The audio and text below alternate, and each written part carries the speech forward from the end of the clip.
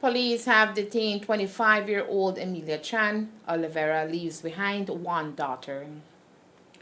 On Sunday, July 9th, a special meeting was called by Martin Marshallek, the appointed administrator of the St. Francis Xavier. The purpose of the meeting was to present to the membership the findings of an investigation carried out on the financials and governance of the credit union. While the credit union is in good financial standing, as was reported by Central Bank when the institution was stripped from its suspended general manager, Rafael Dominguez, board of directors, and other committees, the investigation revealed that weakness lies in its governance. During his presentation, the administrator reported that the union is deficient of basic but critical policies and procedures. The absence of a proper governance framework is a material weakness and represents a major risk to the credit union's viability. The critical management areas are major components which require strong oversight to enable the credit union to prudently invest member funds and deliver satisfactory returns. The credit union was fortunate to have revised its organizational structure in February of 2023.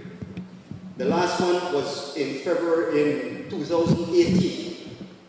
The updated structure, however, eliminated the post of an assistant general manager and introduced the position of an operations manager whose purpose was to oversee the majority of the credit union's functions and its branches. Unfortunately, with the introduction of the operations manager and a lack of clarity as to the purpose of the change, all existing policies and procedures were immediately affected since they called for an assistant general manager.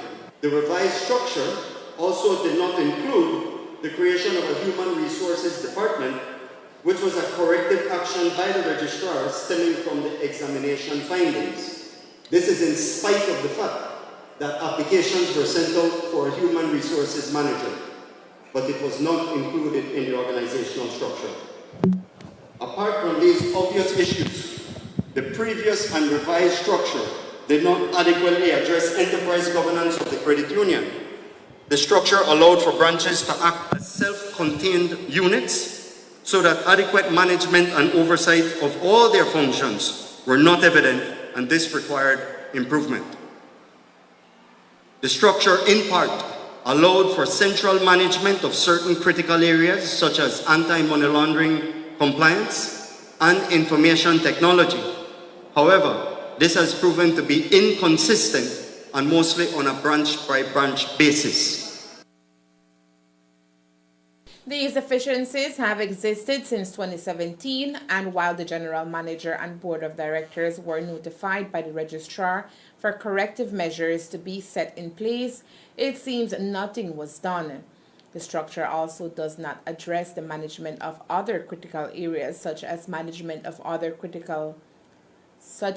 risk management, including areas and bad loan collection, liquidity management, finance and budget management, among others. My review revealed a need for a revised structure to include the establishment of a well-organized head office body that oversees the critical management areas of the credit union. This body will be able to provide management and the board with reports assessing the business of your credit union and with recommendations on how to improve performance. A revised structure has already been drafted that addresses the critical management areas and is currently being finalized together with a proper implementation plan. It was obvious from my review that the staff tried their best to grant loans, address arrears, bad debt collection, and securities management, despite their best efforts. Due to certain questionable practices, outdated and shallow policies and procedures, their efforts were not as effective. In all, my review revealed that while management and the board followed certain policies, procedures, and undocumented practices, there were frequent instances where policies and procedures were ignored or avoided without proper justification. These transgressions included lending on an unsecured basis, breaching repayment guidelines, careless assessments or an absence thereof, and lack of proper documentation. These basic substandard lending policies, according to the administrator, all contributed to a high number of bad loans and found the credit union in a quandary as profits had to be set aside for the loan losses.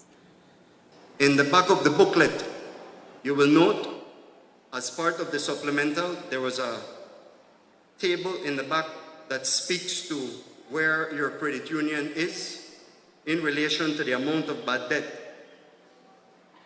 As at the end of May, there were 697 accounts with a total value of $7.8 million worth of bad debt.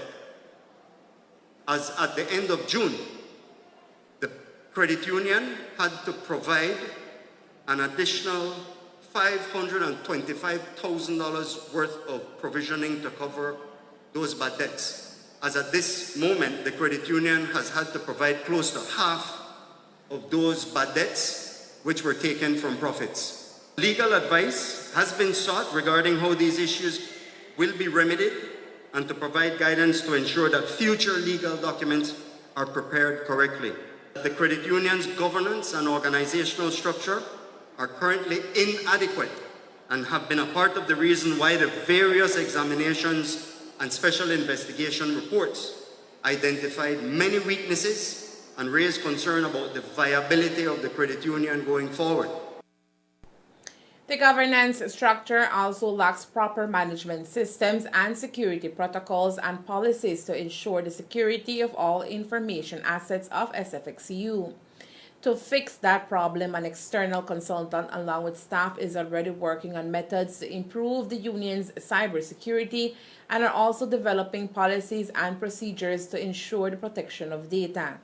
Among the findings was also the lack of a proper business continuity plan, since the one in place is currently outdated and does not address the event of a disaster, including hurricane and even hacking.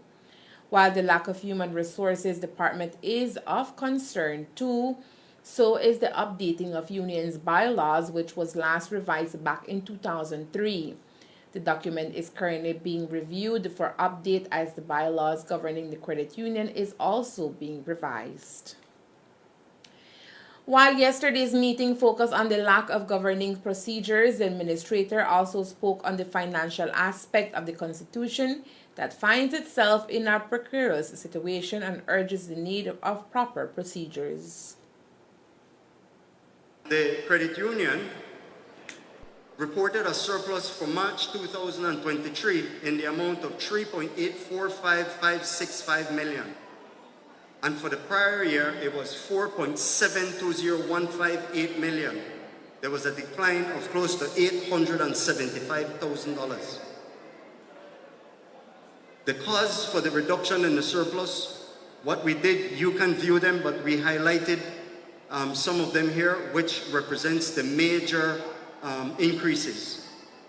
The first of which is the total provision, which amounted to $1.7 million as opposed to last year of $1.4. This increase in provisioning is as a result of a deteriorating loan portfolio and is currently on the credit union books. The reason for this increase was described earlier. Capital requirement based on the surplus for the current period to March, the credit union opted to distribute the surplus as follows: 5% to the education fund, which amounted to $192,278, which is the maximum percentage that can be allocated to this fund under the Credit Union Act. The credit union also allocated 14.7% to the statutory reserve, which amounted to $565,298.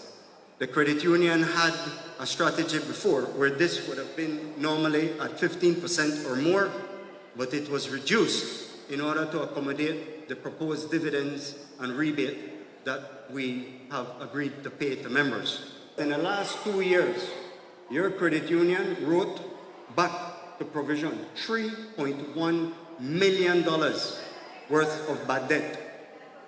Those are funds that you are not collecting dividends on, that you're not collecting interest on. And if it continues without proper management because of the issues which were identified, we provided another $500,000 in 3 months. You are now at close to $4 million worth of provisionings. You have about little less than $8 million worth of bad debt. And because of the fact that all the security documentation and all the rest of it that you cannot collect on that debt, that's what you, every single one of you, will eat. Because what that is that's coming out of returns that you should have gotten. Those are the facts. It is of note that the services of the administrator have been retained for 12 months by the registrar with the proviso that he can extend the time of service if necessary.